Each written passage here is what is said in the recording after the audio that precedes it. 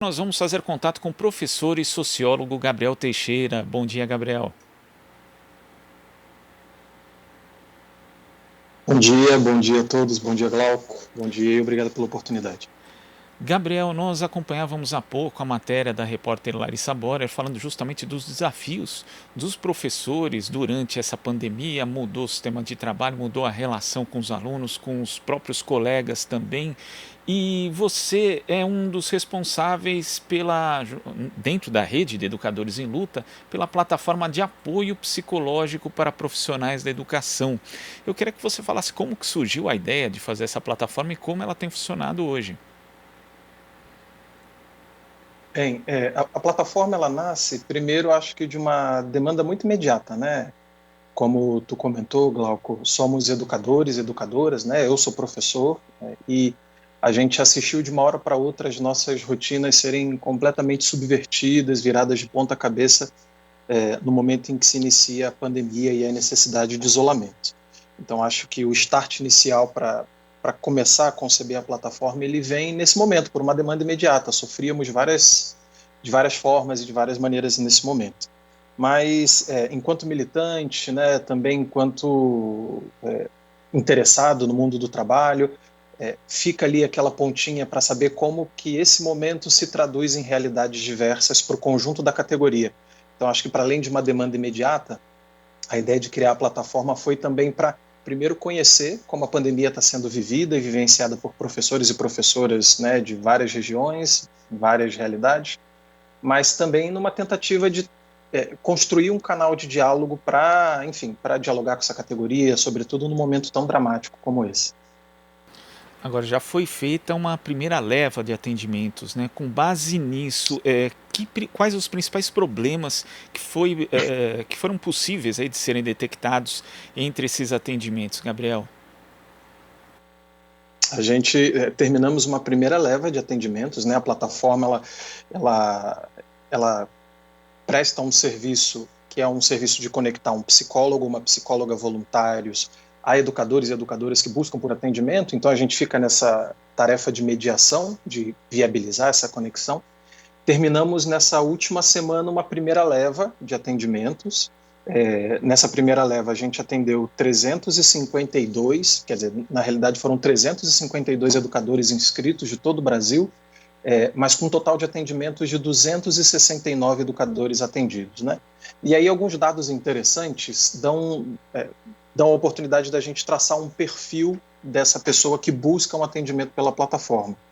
Desses 352 inscritos que pediram atendimento, 90% são mulheres, são educadoras, professoras, sobretudo do nível fundamental, né, dos primeiros anos Fundamental 1, Fundamental 2. Né, então, isso dá para a gente algumas ideias, já acende algumas luzes na cabeça em termos de discussões possíveis. Né, 90% são mulheres, apenas 10% são homens. Né, e São Paulo responde por 70% de toda a demanda. A gente tem demandas vindas de outros estados do Brasil, de 17 estados ao todo, né? Mas São Paulo responde por 70% da demanda. Então, são mulheres, professores do Fundamental 1, do Fundamental 2, majoritariamente de São Paulo, que pedem ajuda nesse momento, né? E com relação aos perfis de sofrimento, digamos assim, né? É interessante perceber como essas histórias se repetem. Então, é a professora que, de repente, no meio da pandemia se viu com uma diminuição significativa de renda, é aquela professora que, de repente, tem que conciliar, além da segunda e da terceira jornada que já executa dentro de casa, ela tem que trabalhar dentro de casa, cuidar do filho que está sem creche, preparar comida, limpar a casa, fazer compras, né? Então, digamos assim, poucos relatos que não chegam, como a gente não está na base, no atendimento concretamente, a gente faz o meio de campo apenas, as informações que não chegam dão conta de mostrar que o perfil de adoecimento não está diretamente relacionado com a Covid, mas com outras dinâmicas que se acirram pela necessidade do isolamento social. É a mulher que tem que conviver com algum parente alcoólatra, ou que tem que lidar com a violência doméstica, ou que de repente se vê extremamente sobrecarregada, do que naturalmente já é, né?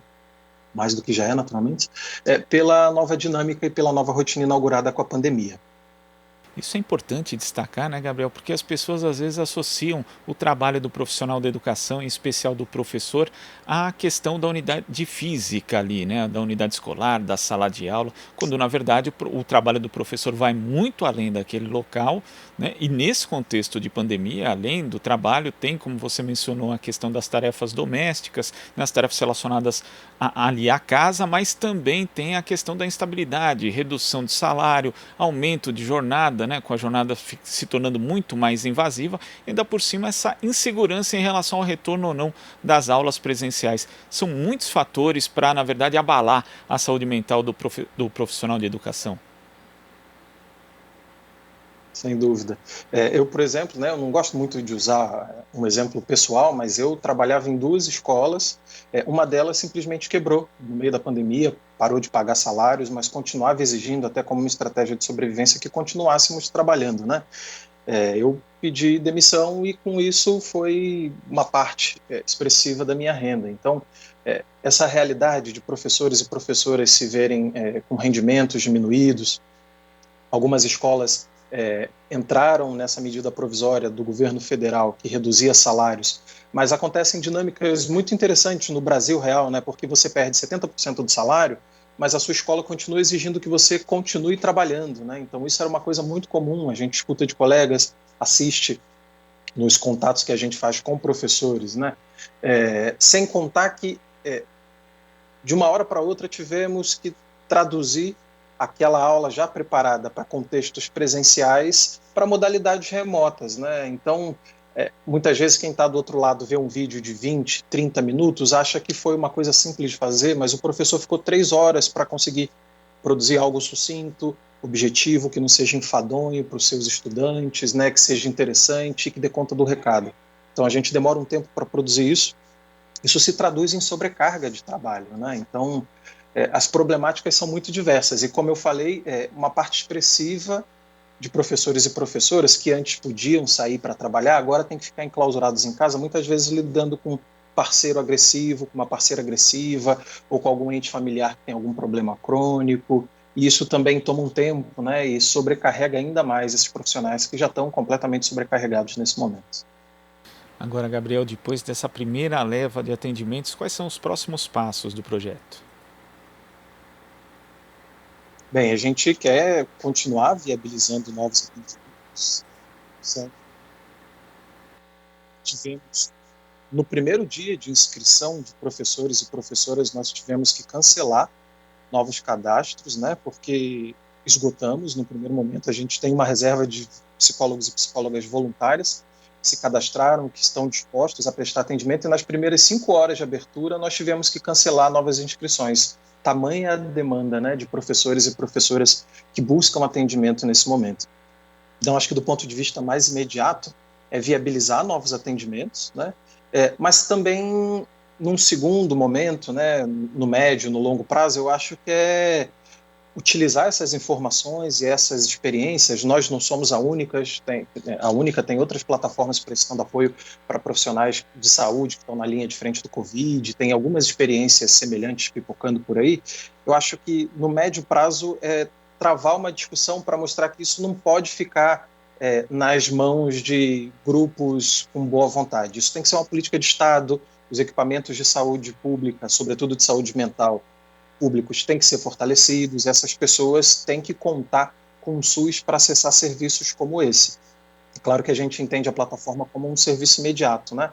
Mas gostaríamos que isso fosse algo público, de qualidade, gratuito, disponível para todos os brasileiros e brasileiras. Inclusive, né, embora a gente tenha essa questão conjuntural que é a pandemia, nós sabemos que a estrutura da educação aqui no Brasil acaba dificultando demais a vida dos profissionais da educação, que vivem rotinas estressantes, né, são muitos problemas, a gente tem aí síndrome de burnout com uma prevalência bastante grande entre profissionais dessa área, então é preciso de fato ter uma atenção por parte do Estado, Gabriel. Sem dúvida, Glauco. E se você me permite uma última informação, né? A gente faz um primeiro balanço agora, ao término da primeira leva de atendimentos. É um balanço com dados ainda muito agregados. A gente tem dados que a gente gostaria de detalhar, mas isso vai demorar um tempo, sobretudo porque a gente se divide entre as tarefas de docência, de pai, de cuidados familiares, com a militância, com as tarefas na rede. Então, isso vai sendo feito aos poucos.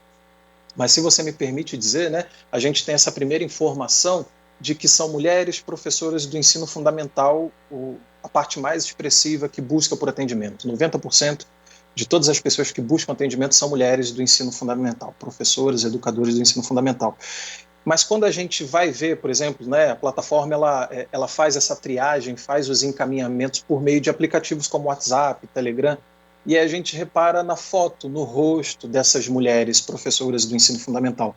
São todas mulheres negras, sua maioria, mulheres que moram nas periferias das cidades, porque a gente tem acesso aos endereços, e eu acho que ajuda ainda mais a compreender um pouco esse perfil. Quem busca o atendimento são mulheres, são negras, são mulheres que moram nas periferias da cidade, e que dialoga com essa tua afirmação, né?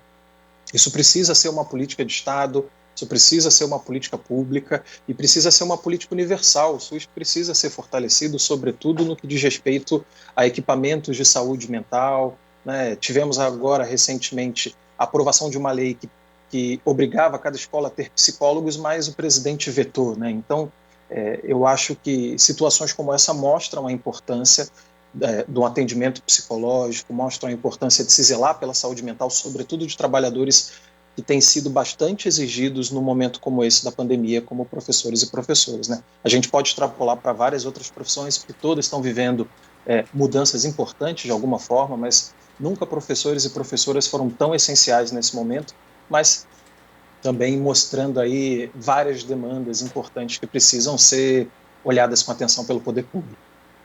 Sem dúvida. Gabriel, queria agradecer sua participação aqui no Jornal Brasil Atual. Parabéns pelo projeto e pela data também. E até a próxima.